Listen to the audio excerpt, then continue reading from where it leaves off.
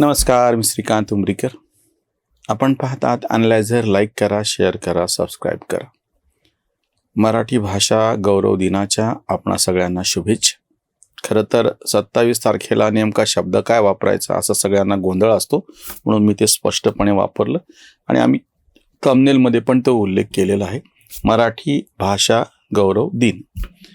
मग ते काही जण मराठी राज्यभाषा असं म्हणतात, काही जण अभिजात मराठी म्हणतात वगैरे वगैरे वेगवेगळे शब्द वापरतात, पण तो शब्द असा आहे ते मराठी भाषा गौरव दिन.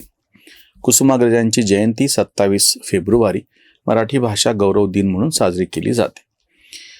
आता प्रश्न आजच्या दिवसाच्या निमित्तानं समोर असा येतो की आपण फक्त ह्याच्यावरचे काहीतरी कार्यक्रम करणार, काहीतरी रडगाणे गाणार, छाती पिटणार, मराठी शाळा बंद कशा पडल्या. आताही ती बातमी आली, मी तुम्हाला दाखवतो. 255 मराठी शाळा कशा बंद पडलेल्या आहेत.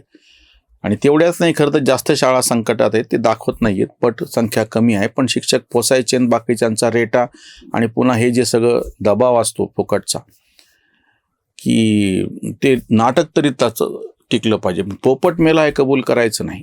नुसतं म्हणजे पोपट आहे, भले मेलेला का असं, पण आहे हे समाधान. तसं हे जे गळा काढणं आहे, ही जी रडापड आहे, हे जे अरण्यरुदन म्हणतात आपण की होणार काहीच नाही, याच्यापेक्षा जी कृती करायला पाहिजे ना, त्याच्या बाबतीमध्ये मात्र काडीचंही लक्ष दिलं जात. सगळ्यात पहिला महत्त्वाचा मुद्दा म्हणजे मराठी भाषेचे वाङ्मयाचे अभ्यासक डॉक्टर सुधीर रसाळ यांनी जो उपस्थित केलेला होता, अतिशय छोटी वाटणारी गोष्ट आहे की मराठी माणूस संभाषणाची सुरुवात इतरांशी करताना मराठी सोडून दुसऱ्या भाषेत का करतो. तो रिक्षावाल्याशी बोलतो आहे, तो भाजीवाल्याशी बोलतो आहे, दुकानदाराशी बोलतो आहे. दुकानदार आहे मराठी आहे, हाही मराठी आहे, पण सुरुवातच भाजी कितने को दी. अरे तोही मराठीच आहे ना.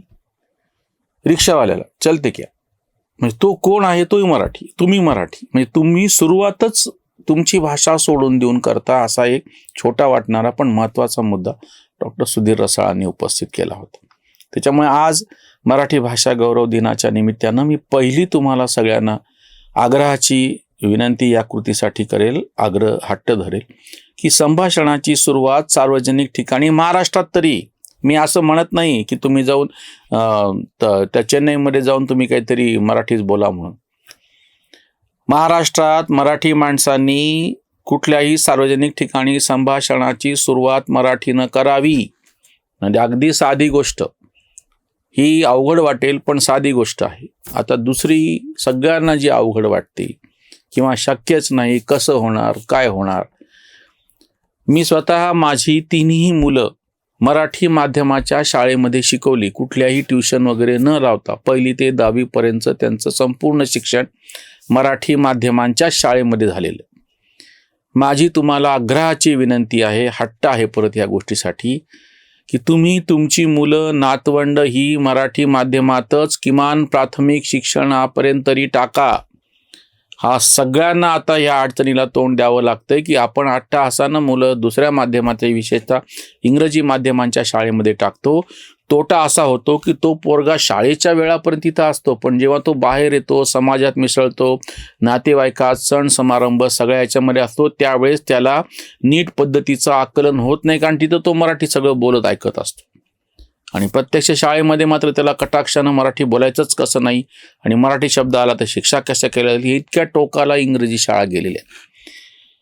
माझं इंग्रजीचं बिलकुल मला हे नाही, उलट मला इंग्रजी वाचायला आवडतं. वर्तमानपत्र तर मराठीपेक्षाही इंग्रजी अतिशय चांगल्या पद्धतीने येतात. माझ्याकडं 2च मराठी पण 3 इंग्रजी वर्तमानपत्र येतात.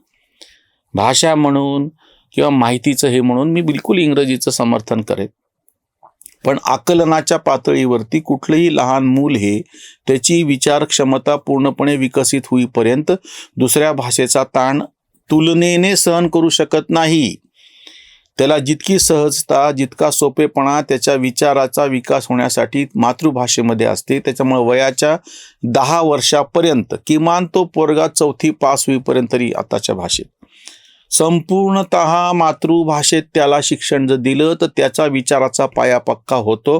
त्याच्यानंतर तुम्ही त्याच्यावरती कुठल्याही भाषेचं कलम करा.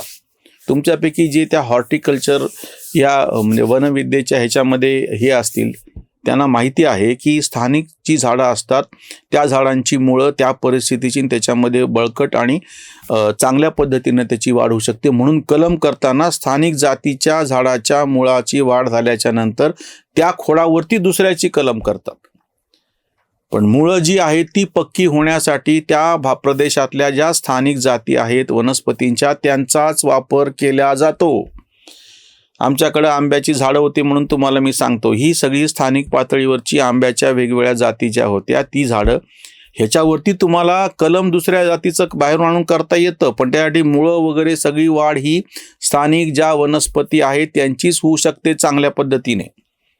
हे प्रत्यक्ष व्यावहारिक पातळीवरती ज्यांना अनुभव येतो ते मात्र म्हणजे अगदी हॉर्टिकल्चर मधला सुद्धा माणूस इकडं करताना असं शिकवतो आणि प्रत्यक्षामध्ये आपली मुलं नातवंड मात्र इंग्रजी माध्यमात सांगतो.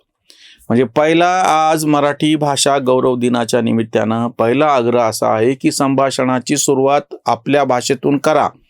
पुढं गरज पडली त्या पद्धतीनं तेवढी दुसरी भाषा वापरला ती गोष्ट वेगळी.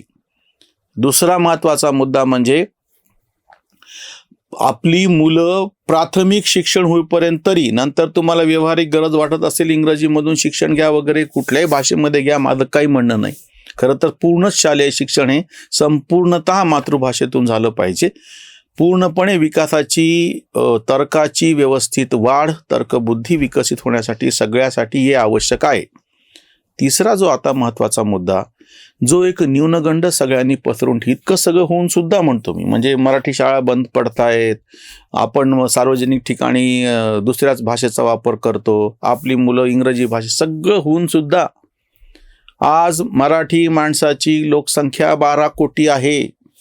या 12 कोटीमधले 3-1 कोटी तुम्ही असे गृहीत धरा की ज्यांना मराठीचं फारसं काही उरलेलं नाहीये किंवा ते बाकीचे करतात. पण आजही म्हणजे एकूण सगळ्यात हिशोब केला तर 8-9 कोटी 10 कोटीच्या जवळपास मराठी भाषा बोलणारे लोक आहेत, मराठीत व्यवहार करणारे लोक आहेत. जगभराची आपण महत्त्वाची भाषा आहोत, फक्त भारतातली नव्हे. त्याच्यामुळे ज्या कोणाला हा न्यूनगंड असतो त्या लोकांनी ही गोष्ट लक्षात ठेवावी की मराठी ही भाषा मरू घातलेली भाषा नाही. आज जे सामान्य ग्रामीण भागातले लोक ह्याचा वापर करतायत, व्यापारी वापर करतायत, बाकीचे सगळं चालू आहे. गावाचे आठवडी बाजार जाऊन पहा, 100% तिथला सगळा व्यवहार मराठीमध्ये चालू असतो. त्याच्यामुळे मराठीच्या बाबतीतलं न्यूनगंड, रडगाणं, मराठीमध्ये फार मोठ्या प्रमाणामध्ये पुस्तकं प्रकाशित होतात, म्हणजे ग्रंथ, माहिती उपलब्ध आहे. मराठीचा वापर करणारे एवढं सगळं अन्याय आहे, इतक्या अडचणी आहेत तरीसुद्धा फार मोठ्या प्रमाणात लोक आहेत. अगदी साधं उदाहरण, ह्या सोशल मीडियावरती काही काळापर्यंत सुरुवातीला सगळ्यांनी बूम केली होती की मराठी फॉन्टच येत नाहीत, मराठी अक्षरच येत नाहीत, मराठी कीबोर्डच नाही, सगळ्या तक्रारी करून झाल्या. 2011ची गोष्ट आहे, जेव्हा मी स्वतः व्लॉग लिहायला सुरुवात केली होती आणि फेसबुकवरती अकाउंट उघडलं तर 15 वर्षे उलटलेत आता. मराठीचा वापर हे तर सुद्धा चॅनल आम्ही 1 नाही 2 चॅनल, त्याच्यानंतर डिवाईन, त्याच्यानंतर हिंदी तर समजा दुसऱ्या भाषेतले 3 चॅनल चालवतोय आम्ही मराठीत. नुसत्या भाषा शब्द दुसरे 1-2 दुसरे वापरल्यानं काही होत नाही, पण व्याकरण त्या भाषेचं असावं लागतं. मराठीमध्ये संवाद साधणं सहज सोपं आहे, अतिशय ताकदवान आहे, जगाच्या तुलनेमध्ये, भारतीय भाषेच्या नाही. आज मराठी भाषा गौरव दिनाच्या निमित्तानं आपण हा न्यूनगंड सोडूयात. म्हणजे सगळ्यात पहिल्यांदा सार्वजनिक ठिकाणी आपण मराठीनं सुरुवात करूयात. नंबर 2, कुठल्याही परिस्थितीत आपली मुलं नातवंड प्राथमिक शिक्षणासाठी तरी का होईना किमान मराठीमध्येच त्यांना शिकवूयात. आणि तिसरी गोष्ट म्हणजे मराठीबाबतचा न्यूनगंड ह्या सगळ्या रडक्यांनी तयार केलेला आहे तो बंद करूयात. आपल्या कृतीनं आपण आपली मराठी ही कशी श्रेष्ठ आहे आणि कशी उपयुक्त आहे हे सिद्ध करूयात. जागृतीचा विधायक बुरुज